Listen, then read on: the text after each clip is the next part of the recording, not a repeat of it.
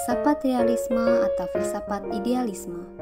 Kata realisme berasal dari bahasa Inggris yaitu real dan bahasa Latin yaitu realis, artinya nyata. Aristoteles memandang dunia ini dari segi materi. Maksudnya, semua hal yang berada di hadapan kita itu ialah sesuatu yang nyata, tidak dapat terpisah dari alam pikiran kita, tetapi akan menumbuhkan pemikiran baru. Realisme ada secara independen atau mandiri dalam pikiran manusia. Aliran filsafat realisme mengemukakan pengetahuan merupakan gambaran yang sebenarnya dari apa yang ada dalam dunia nyata. John Locke berpendapat bahwa asal mula adanya pemikiran dan akal manusia diibaratkan seperti kertas putih yang kosong dan dapat diisi dengan beberapa elemen kehidupan dari lingkungan sekitar. Sehingga, filsafat realisme memiliki implikasi terhadap pendidikan, yaitu: pertama, pada tujuan pendidikan. Pendidikan bertujuan untuk membantu manusia mencapai kebahagiaan dengan mengoptimalkan potensi diri. Kedua, pada kurikulum. Kurikulum harus bersifat komprehensif yang memuat pengetahuan sains, matematika, dan ilmu sosial serta nilai-nilai. Ketiga, pada metode. Metode stimulan respon dengan pembiasaan merupakan metode utama yang digunakan dalam filsafat pendidikan realisme. Keempat, pada peran pendidik dan peserta didik. Pendidik berperan sebagai pengelola kegiatan pembelajaran dan peserta didik berperan dalam penguasaan ilmu, taat aturan, dan disiplin. Dalam matematika, filsafat realisme memiliki pandangan bahwa objek-objek matematika ada secara independen dan kebenaran matematika bersifat objektif.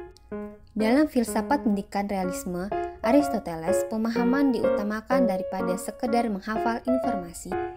Idealisme adalah pandangan yang menyimpulkan bahwa alam merupakan ekspresi dari pikiran dan substansi dari dunia ini adalah dari alam pikiran, serta berpandangan bahwa hal-hal yang bersifat materi dapat dijelaskan melalui jiwa. Pandangan filosofis idealisme dapat dilihat pada cabang-cabang filsafat yaitu ontologi, epistemologi, dan aksiologi. Pertama, realitas akal pikiran atau kajian ontologi. Pandangan idealisme tidak memisahkan antara sesuatu yang bersifat abstrak yang ada dalam tataran ide dengan dunia materi. Hal utama yang ditekankan adalah dunia ide, karena dunia materi tidak akan pernah ada tanpa terlebih dahulu ada dalam tataran ide.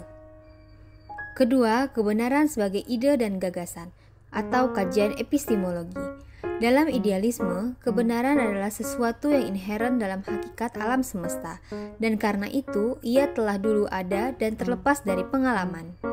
Penganut idealisme mempercayai intuisi, wahyu, dan rasio dalam fungsinya meraih dan mengembangkan pengetahuan.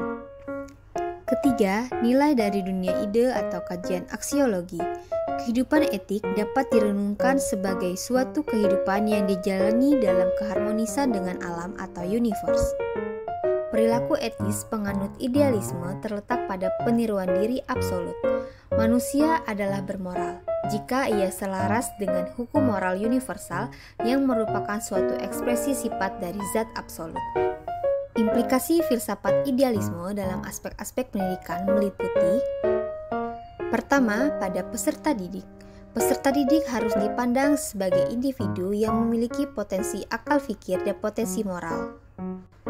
Kedua, pada pendidik. Dalam mendidik, guru berperan sebagai tokoh sentral dan model di mana keberadaannya menjadi panutan bagi anak didiknya.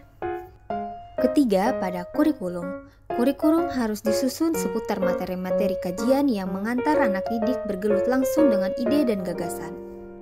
Keempat, pada metode pendidikan. Metode pengajaran dalam pandangan idealisme salah satunya adalah penyampaian melalui uraian kata-kata sehingga materi yang diberikan ke anak didik terkesan verbal dan abstrak. Kelima, pada tujuan pendidikan. Tujuan pendidikan idealisme adalah membentuk anak didik agar menjadi manusia yang sempurna yang berguna bagi masyarakat. Filsafat yang dapat digunakan saat pembelajaran daring yaitu filsafat idealisme untuk pertemuan full online atau filsafat realisme untuk pertemuan tatap muka terbatas. Apa model pembelajaran yang dapat diterapkan dalam pembelajaran daring? Pada dasarnya, semua model pembelajaran dapat diterapkan. Hanya saja, guru diharapkan dapat memilih model pembelajaran yang tidak mengharuskan peserta didik bertemu secara fisik.